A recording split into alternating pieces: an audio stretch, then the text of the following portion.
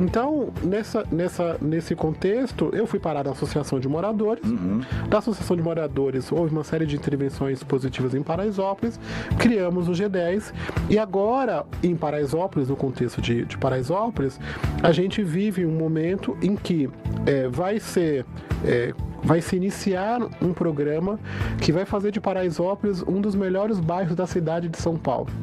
Então, fruto dessa mobilização toda, houve uma destinação dos recursos da Operação Urbana Faria Lima, 1 bilhão e 600 milhões de reais, inclusive essa semana toda, durante todo esse mês de janeiro, inclusive, vocês vão ouvir falar muito sobre isso, que este recurso de 1 bilhão e 600 milhões de reais vai ser destinado, nesses próximos 2, 3 anos, para construir mais um céu, para construir moradias, para construir uma série de equipamentos que é fruto do sonho dos moradores, que é o fruto daqueles Gilsos, de poder morar num bairro, de poder transformar a sua vida. Então a gente vai concluir esse programa e fazer dessa iniciativa uma iniciativa modelo para que qualquer cidade do Brasil e do mundo possa olhar para uma experiência de sucesso de intervenção na favela.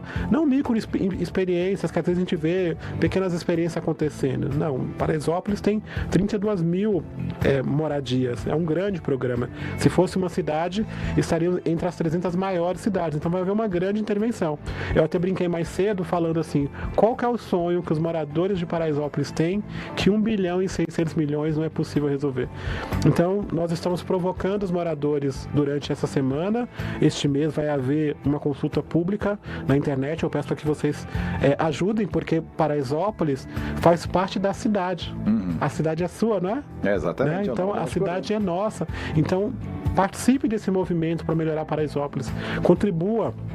Mande sua sugestão, vá participar. Se você é arquiteto, engenheiro, jornalista, artista, proponham coisas. É o momento da cidade ajudar nesse processo de construção, porque tem esse investimento para poder fazer. E nós precisamos deste apoio para que esses recursos possam ser rapidamente alocados e transformar a vida de Paraisópolis. Então, este é o meu grande projeto para este ano, garantir que isso aconteça e que, através do G10, dissemine essa cultura de que a grande transformação da favela é de dentro para fora e não de fora para dentro. Quer dizer, tem que ter o envolvimento dos moradores.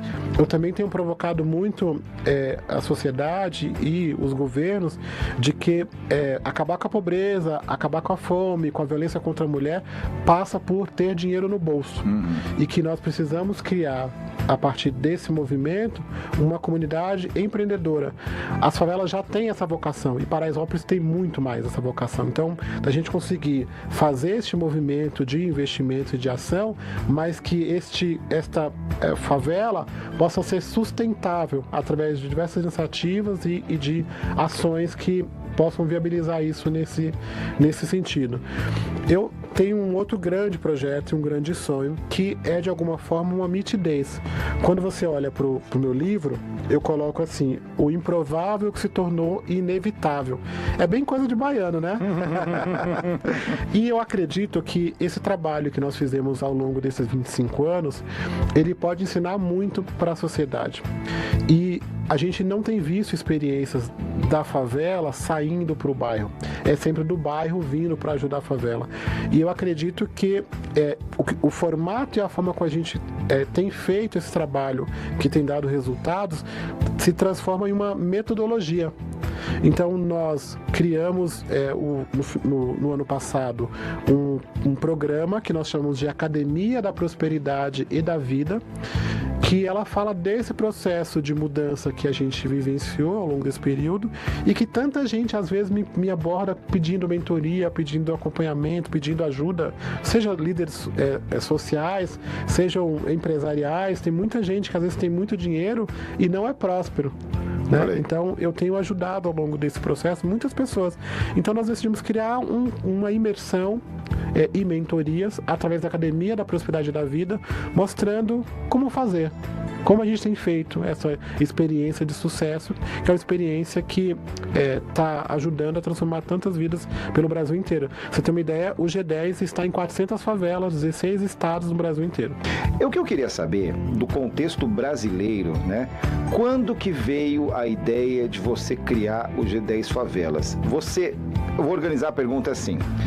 Você sai de Paraisópolis e percebe que Paraisópolis, assim como o Gilson não é um Gilson só, Paraisópolis existe em todo o Brasil, e aí vem a ideia do G10, ou o G10 é uma ideia que veio, né, para tentar identificar as realidades das favelas brasileiras.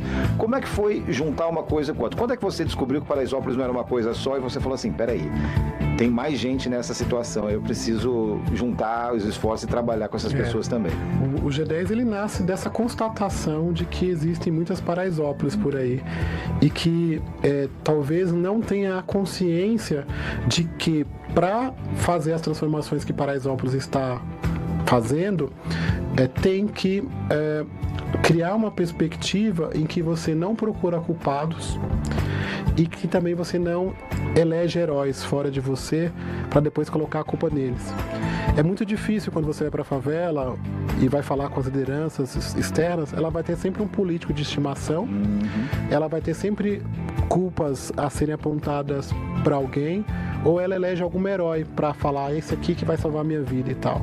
E eu falo que não devemos eleger heróis porque a primeira favela do Brasil, que é o Morro da Providência, lá no Rio de Janeiro, ela ainda existe.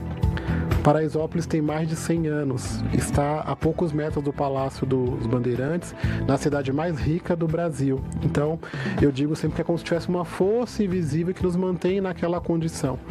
Mas a grande descoberta que eu tenho levado para o G10, através do G10, é de que nós podemos transformar a nossa realidade se a gente se eleger como o nosso próprio herói. Eu digo CEO de si mesmo, né? E vários de que, heróis juntos. Exatamente, são vários heróis. E de que nós não deveríamos procurar culpados, porque tem muita gente brigando, já há uma polarização no Brasil, mas que nós precisaríamos construir consensos para transformar essa realidade. Porque à medida que eu construo consenso, eu estabeleço uma conexão com você e confiança e a gente faz alguma coisa juntos. Essa semana, quando o prefeito anunciou o início dos investimentos para a operação urbana, ele anunciou junto, além das escolas, do CEL, de todos os equipamentos, ele anunciou que faria a remoção de 2.000 famílias para fazer a obra. E aí logo muita gente me ligou falando, vão remover 2.000 famílias, isso é aquilo e tal, né? Então as pessoas foram olhar por impacto apenas por olhar do negativo, por olhar daquilo que pode nos prejudicar e tal. E eu falei, mas tem 50 equipamentos que vamos construir, né? Então nós fomos entender e ainda assim é um espaço de diálogo, de construção e de evitar até esse grande número de remoções, que proporcionalmente não é tão grande assim. Mas nós queremos uma urbanização para ficar e não para sair. Então, neste contexto, as pessoas estão sempre provocando a briga. Eu me lembro do meu período de presidente, de prefeito de Paraisópolis, em que havia um estímulo natural para que eu brigasse com o Morumbi.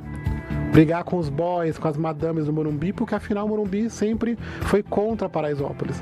E nós decidimos que não existe um Morumbi bom com Paraisópolis ruim. Não existe um confronto, existe um complemento. Existe um complemento, e que Paraisópolis é Morumbi, porque nós estamos no meio do Morumbi. Então nós convidamos as organizações do Morumbi para se juntar para transformar Paraisópolis.